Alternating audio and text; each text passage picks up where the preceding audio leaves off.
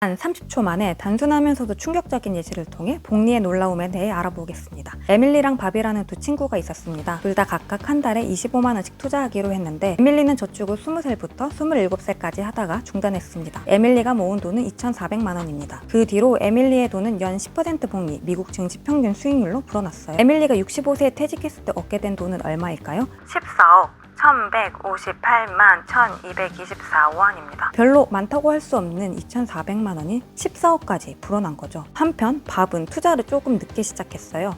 에밀리랑 똑같이 매달 25만 원을 납입했는데 30살부터 투자를 시작했고 65세가 될 때까지 매달 25만 원을 꼬박꼬박 납입했습니다. 밥의 돈도 연 10% 복리로 불어났고 65세에 은퇴하고 받은 돈은 9억 8,711만 8,458원입니다. 여기서 잠깐 밥은 총 1억 8천만 원을 투자했습니다. 에밀리의 투자금인 2,400만 원의 거의 7.5배에 달하는 액수인데요. 하지만 결과를 보면 에밀리는 밥보다 4억이 넘는 돈을 더 벌었습니다. 27살 이후로는 한 푼도 더 안 넣었는데요. 에밀리가 이렇게 성공할 수 있었던 이유는 무엇일까요? 아주 단순합니다. 일찍 시작했기 때문입니다. 에밀리가 27살에 중단하지 않고 65살까지 매달 25만 원을 더 넣었다고 가정해 볼게요. 그럴 경우 65세가 되었을 때 에밀리의 손자산은 26억 1,292만 4,558원입니다. 단지 10년 일찍 시작한 덕분에 15억 넘는 돈을 더 버는 거죠. 이게 바로 복리의 힘입니다. 복리는 시간이 흐름에 따라 적은 돈도 큰 돈으로 불려줍니다. 많은 사람들이 복리에 대해서 알고 있지만 복리의 힘을 잘 활용하지 못하고 있는데요. 평범한 사람이 가장 쉽게 부자가 되도록 만들어주는 복리의 마법에 대해 좀 더 알아볼까요? 안녕하세요, 보보스입니다. 오늘은 평범한 사람을 수십억 자산가로 만들어주는 비밀, 복리의 마법에 대해서 이야기해 볼 건데요. 연수익률 10%짜리가 어딨어? 너무 위험한 거 아니야? 어떻게 해야 돼? 등등 궁금하신 부분들이 많으실 텐데요. 오늘은 관련해서 모두 다루어 볼 테니 끝까지 보시고 경제적 자유를 이루시는데 꼭 도움이 되시길 바라겠습니다. 그럼 구독과 좋아요 누르고 시작해 볼까요? 복리가 무엇이냐? 아시는 분들도 있으시겠지만 한 번 더 점검한다는 차원에서 핵심만 짚고 가면요. 복리랑 단리가 있는데요. 단리는 원금만 기준으로 이자를 계산합니다.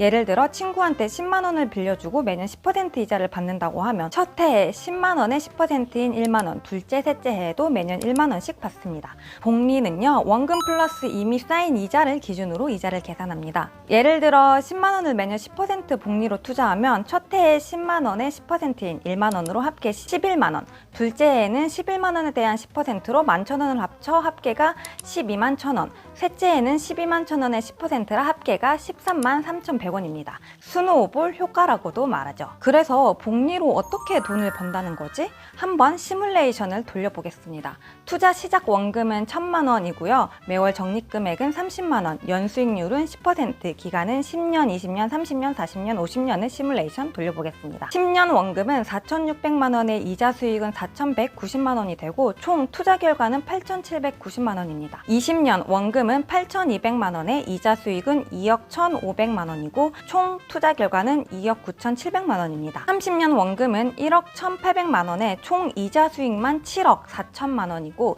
총 투자 결과는 8억 5,800만 원입니다. 40년은 원금은 1억 5,400만 원에 총 이자 수익만 22억 1,200만 원이고 총 투자 결과는 23억 6,600만 원입니다. 50년이 지나면요. 총 투자 금액은 1억 9천만 원인데 총 이자 수익만 62억 2,500만 원이고 총 투자 결과는 64억 1,500만 원입니다. 와, 미쳤죠? 그래프로 보면 이 차이가 더 확연한데요. 10년, 20년, 30년, 40년, 50년입니다. 부자가 점점 더 부자가 되는 이유입니다.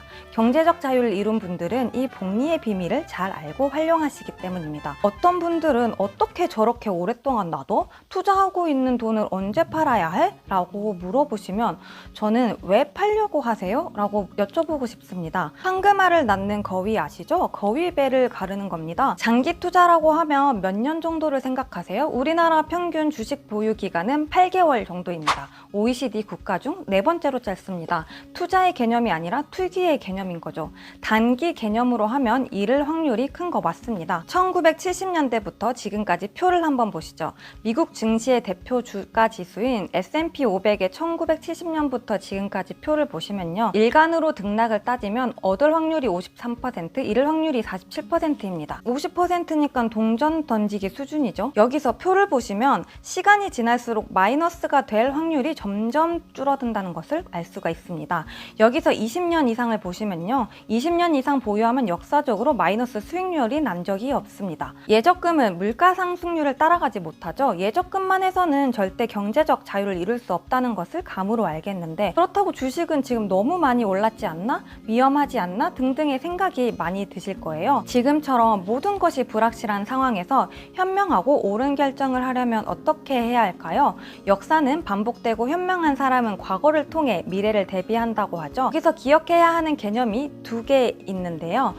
조정장, 시장이 최고가에서 최소 10% 하락한 것, 약세장, 시장이 최고가에서 최소한 20% 하락한 것. 그런데요, 가장 위험한 건 조정장도 약세장도 아니고 시장에서 퇴장하는 겁니다. 그 세 가지를 짚어볼게요. 팩트 1. 조정장은 평균적으로 매년 발생했다. 전문가들은 늘 시장은 위험하고 불안하다고 하며 걱정을 하게 하죠. 그런데요, 그런 이야기를 걱정하기 전에 먼저 알아야 할 핵심 사실이 있습니다. 1900년 이후로 조정장은 매년 발생했습니다. 만약에 나이가 40살이고 85살까지 산다면 45번의 조정장을 맞게 되는 거죠. 이 사실이 중요한 이유는 시장 조정은 늘 일어나는 흔한 일이라는 겁니다.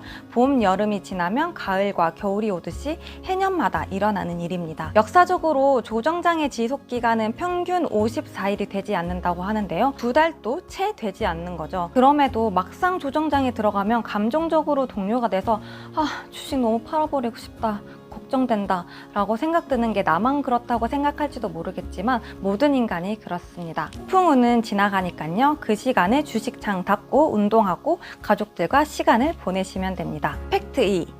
수태는 있어도 상승한다. 1980년부터 2015년 사이 S&P 500 지수는 연중 평균 14.2% 하락했습니다.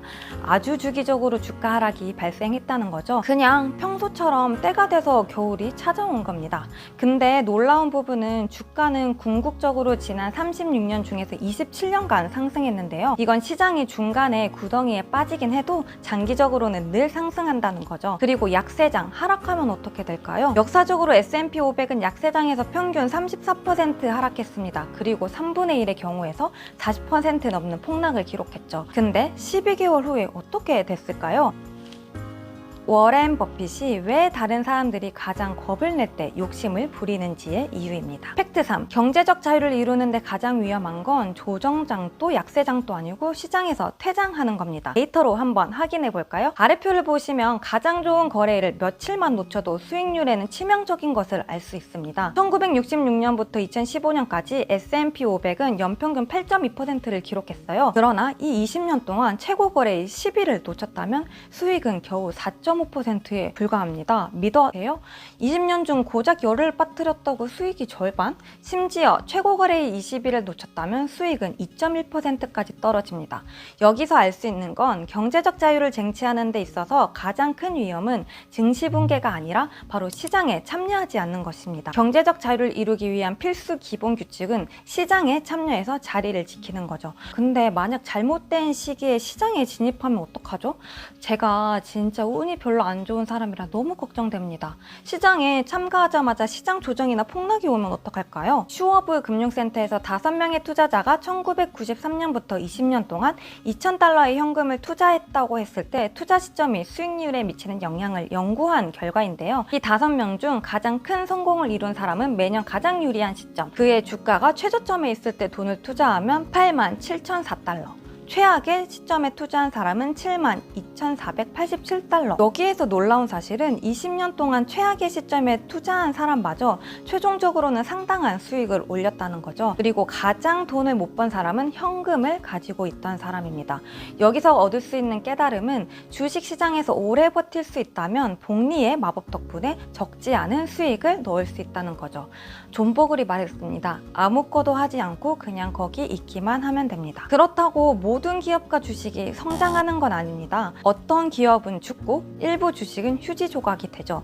S&P 500 같은 지수 전체를 따라가는 인덱스 펀드의 장점은 약한 회사들은 아웃되고 보다 강하고 튼튼한 회사들이 자리를 메운다는 것인데요. 적자 생존의 법칙이 적용되기에 저는 동적 자산의 90%를 ETF에 투자하고 있습니다. 관련하여서도 데이터를 통해 최대한 객관적인 방식으로 영상을 풀어볼게요. 오늘 영상은 어떠셨어요? 복리라는 개념을 금융에서만 떠올리지만 배움과 인생 자체에도 적용이 되는 것 같아요. 즉각적인 보상이 보이지 않지만 시간이 지날수록 학습한 내용이 축적되고 새로운 기반이 되어 폭발적으로 성장할 수 있게 되는 거죠. 저는 인스타로만 제 얘기를 공유하다가 유튜브를 시작한 지 한 달 반 정도 되었고 스레드도 며칠 전에 시작했는데 SNS라는 게 매번 새로운 주제를 찾고 영상을 찍고 편집하고 생각보다 정말 많은 챌린지가 있더라고요. 그 과정에서 도움이 되는 좋은 퀄리티의 영상을 꾸준히 잘 만들어내는 게 제 목표입니다. 주 단위로 성장하려고 노력하고 있으니까 이것도 복리로 성장하겠죠? 아직 영상이 많지 않은데 영상 구독해주신 분들 너무 감사하고요. 경제적 자유를 이루는데 정말 도움이 되는 좋은 정보들 잘 선별해서 가져올 수 있도록 하겠습니다. 요즘 날씨가 추운데 몸 건강하세요.